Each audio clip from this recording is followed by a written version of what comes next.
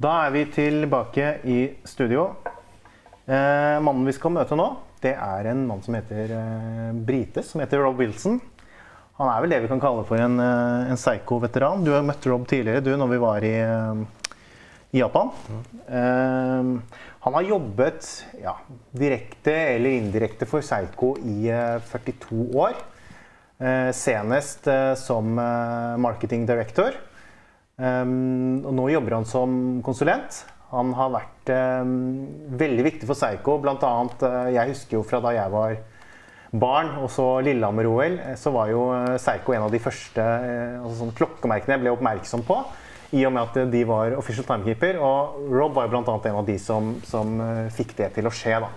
Så det utvilsomt en veldig viktig mann for Seiko, og som har utrolig mye kunnskap og en god del gode historier som han skal dele med oss her i kveld.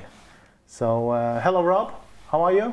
Can you hear me? I'm very well. Nice to see you guys. Nice to see you. So, I just introduced you in Norwegian and told them our audience a little bit about your background. But maybe you can tell with your own words a little bit about your connection and history with Seiko. Sure, with great pleasure. First of all, sorry I have to speak in English. My Norwegian and Swedish is not good enough, and I apologize in advance. Yeah, it's a long history. After I left university in the UK in 1975, I worked for an advertising agency, an American-owned advertising agency. And 3 years later, I was invited to transfer to their New York office to work on what was then a secret project, planned by one of the agency's UK and American clients, which was Seiko. Of course, I said yes, and anyone who remembers London in 1978 would have done the same, I think. It was cold and depressing and sad, and I was delighted to go. Anyway, the project was Pulsar, which was an immediate success in America, and I spent 3 great years there working as hard as I could to get Pulsar off the ground. And during that time, I caught the eye of the Japanese management of Seiko, and they invited me to come back to Europe to be part of a new European headquarters, which was set up in 1981. So I did that, first as marketing manager, and then, as you said, latterly as European marketing director. So I've worked incredibly for Seiko for 42 years so far, still going strong. So, I met you on a few occasions before, and I'm sure you have experienced a lot as in your different roles with Seiko, but I have to ask, do you have any particular highlights or stories that are important to you from your career? Yes, many, and next time we have 3 hours together and a glass of wine, we'll talk about many more of them. But maybe today, just to be short, I'd like to highlight just a couple of things that have happened to me along the way.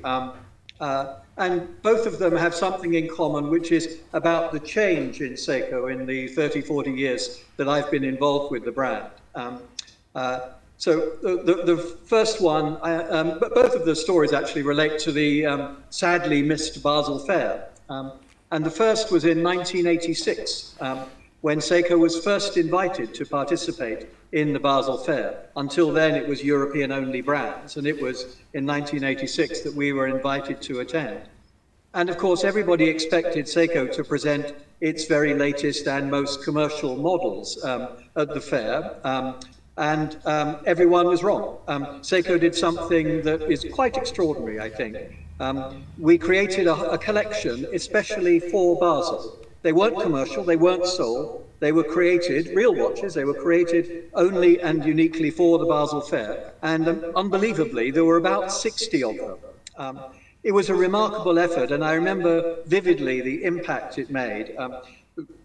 Retailers and journalists and everyone who came to see were amazed by the quality and the creativity. They hadn't seen this from Seiko before, and it made a very big impact. And I think that was one of the moments where Seiko took a kind of big step forward to the more kind of upmarket company that it is today.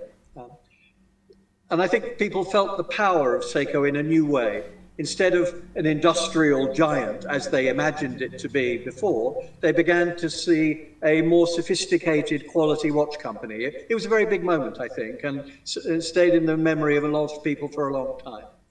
The second occasion was just a few years later, in the early 1990s, when the Basel Fair was becoming more important as a media event as well as a retailer event.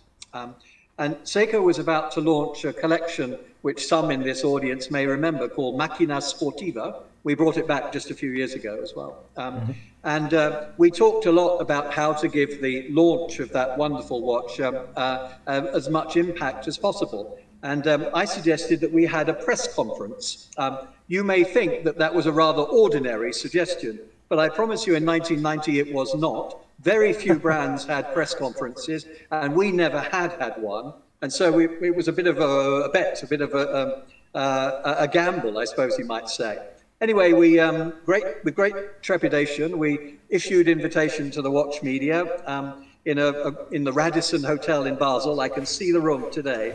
And I remember waiting a few minutes before the press conference to see if anyone would come. We had absolutely no idea. Well, you can imagine how this story goes. A lot of people did come. The room was full to overflowing, and it was a great success. And anyone who's worked in a big company will know where the credit went. It did not go to the guy who made the suggestion. It went to our president, as of course should be the case. That is the way. But I think what was interesting is when we did that, it was a kind of a gamble. But the next year we moved it. We had another one. We had it in the Basel conference area. And for more than 20 years, we had the same event on the same day every year. And every year, more than 200 journalists, the numbers were growing all the time, came. And they saw that Seiko was a very different company because we were the only company, I think, who every year managed to introduce something of real significance to the audience, both media and to retailers. And I think that as every year passed, the media saw that Seiko was really one of the top watch brands in the world who was constantly doing interesting things, rather, as I say, than just a kind of industrial giant, which many people thought before. So those two things stand out for me. There are many other things I could talk about, including sports events, and the one you mentioned, Lillehammer, which will always remain a treasured memory for me personally. Thanks for sharing, Rob. I just want to say to our audience that if you have any questions, you can type them into Alex, either in Norwegian or Swedish or English, and we will try to maybe ask you a few of them at the end there, Rob. Okay. I have another question, and that is, as an insider, how do you feel that Seiko has changed over the years? And I'm thinking maybe in particular in the last 10 years. Yeah, good question. The answer is a lot. I guess I should answer your question, Jon Henrik, by saying, of course, we've moved with the times, and the times have changed a lot. When I came to work for Seiko in Europe, there were 530 yen to the British pound. Today it's 150. So the yen has increased in value by 3.5 times, and our company had to adapt to that. And you know, the price of a mainstream watch hasn't changed that much. And certainly, so in all sorts of ways, because of macro considerations, Seiko's had to make some significant changes and move with things. And I guess the second thing I should say is when I joined Seiko in 1981, Seiko was a quartz watch company. It was famous for, you know, the first quartz watch. Someday all watches will be made this way, and all of that history. And everyone else thought the same. You know, lest we forget the biggest watch company in the world changed its name to the Swatch Group during this time. You know, it looked like the future was quartz. And today, in contrast, mechanical watchmaking is the growth area for all of the leading makers, and Seiko most of all. So there have been lots of these macro changes, but to come to your question directly, I think for me the thing that has been the most surprising is the way that Seiko has managed to keep innovating. And I really think it's an extraordinary story. That even in dark times, the company's managed to keep bringing new things to the market. Let me give you just a couple of examples. So when Seiko Kinetic was first in development in the 1970s, quartz looked like the real thing, but Seiko was already trying to move on to the next idea. The idea of a quartz watch without a battery change was obviously logical, and every company in the world saw that it was the logical thing to do, but it was very difficult. And it took many, many years to do it. You may remember it was 1987 when Kinetic first came to market.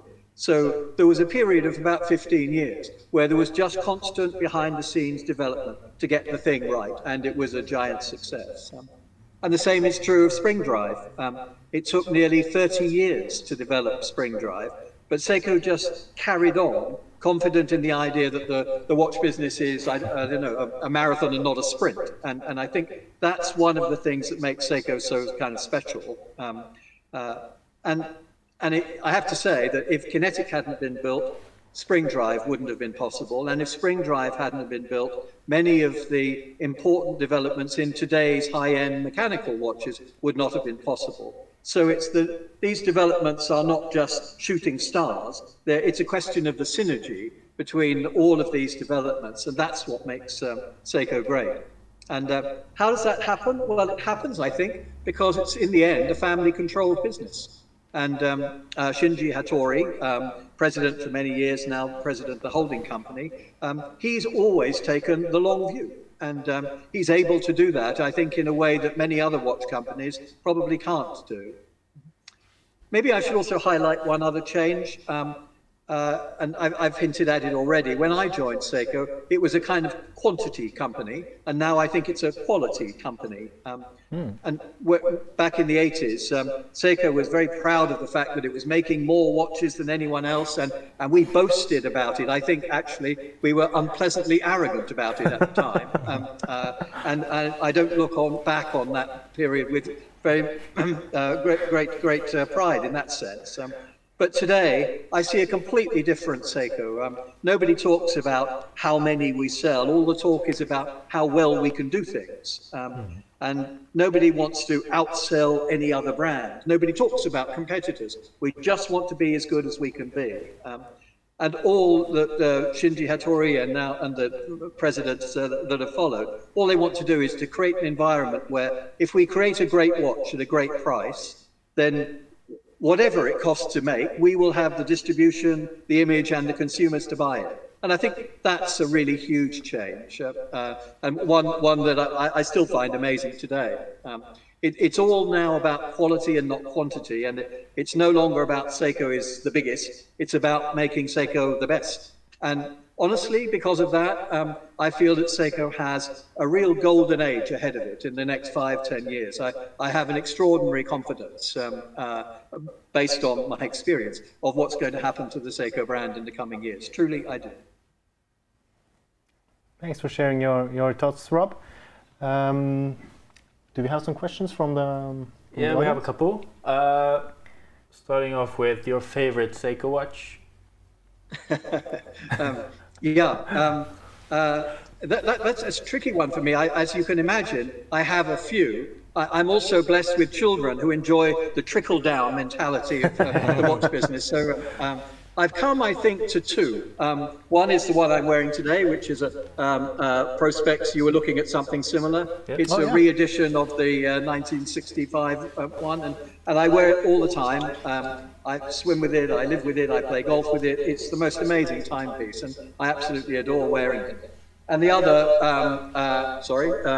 is a Grand Seiko, of course. It's not the GMT one that I know that you like so very much, but mine is the spring drive version, but exactly the same design.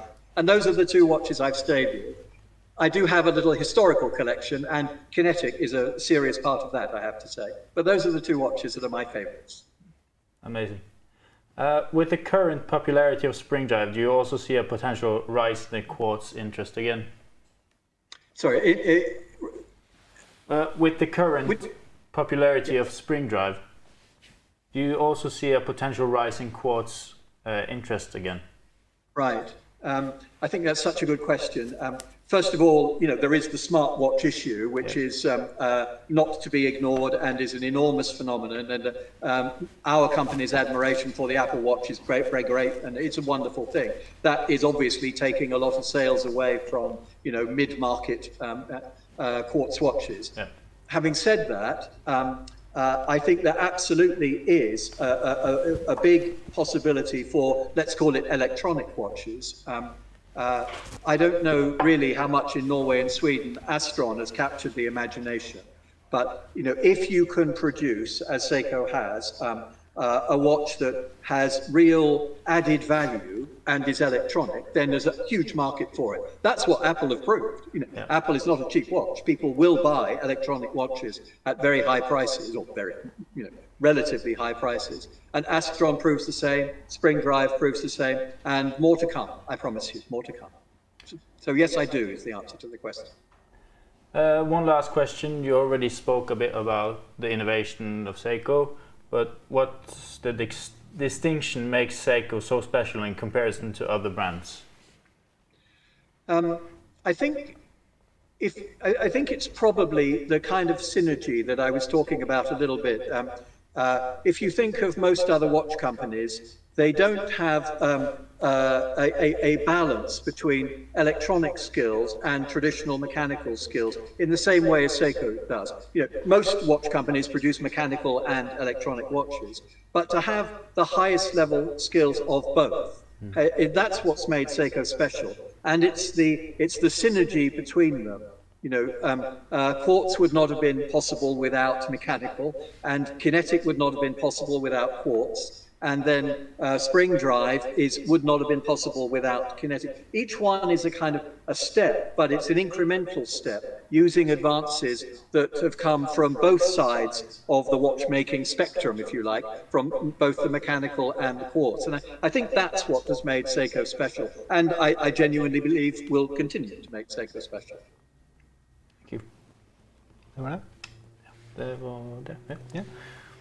It's been such a pleasure to have you here with us tonight, Rob. But I would like to ask you one more question before we say goodbye. And it's about the collection this year, the novelties this year. Do you have any particular favorite? I do. First of all, I think it's a great collection. I saw the pieces that you were showing. I think you might be surprised by what I'm going to say. I'm a big fan of Presage. I have one, my daughter has one, my wife has one. I'm a big fan of Prospex, as you've seen. And I'm a big fan of Seiko 5 Sports, which I think, by the way, is a classic example of how Seiko has taken a quality, not quantity approach to it. I think Seiko 5 Sports is a fabulous development and will be very big for very, very many years. But the watch in that collection that you've shown that really fascinates me is the Astron watch, and particularly the blue dial one. But anyway, that movement, I think, says a huge amount about Seiko. You look at it from the outside, and it looks like a classic functional watch. But inside, there's a movement that does so much more than any normal electronic watch.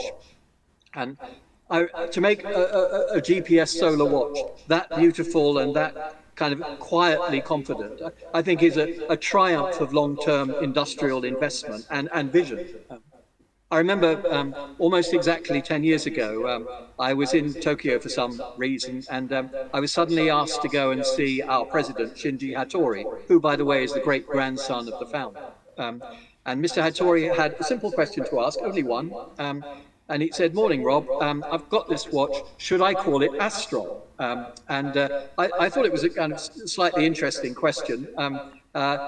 He was going to do it anyway. He just wanted to know whether the name would work in Europe. And of course, it would work perfectly well. But what he was doing was something fascinating. He was taking the most cherished name in our company's history. We have many collections, but Astron is the most cherished name. It had never been used before. Since 1969. We'd kept it in the locker, and this was the moment he chose to play the card. And it's because he knew that with the Astron, he was developing something that would have long years of life because of the ability to develop it. And the watch that you showed today, I think, is another big step forward in that journey. You know, there have been many calibers, and there are still many Astron calibers. And somehow or another, Seiko has managed to create a classical watch with an unbelievable electronic functionality inside it. I think it's a very, very special piece, and I really like it. It has, for me, a kind of, it makes me smile in a way. You know, so much in my life I've realized that less is more, and I think that watch is a classic example of it. In fact, Jon Henrik, I wonder if you could do me a favor. Maybe after this meeting, you might have a little word with Bjorn for me. And would you give him a message for me? Can I ask you to do that? Yeah. So here's my message. Could you tell him that in my watch collection, there's still space for one more watch? And if that Astron happened to be available, and please remind him that Christmas is not so far away. Could you do that for me? I will. I'm sure we can figure something out, Rob. Thank you for joining us. And I wish you It's a great pleasure, and I hope you and all the people attending this meeting have a great season to come in these challenging times. I really think for Seiko it's going to be a golden period that's coming up, and thank you very much for allowing me to talk about it. Thank you, Rob. Good night. Good night.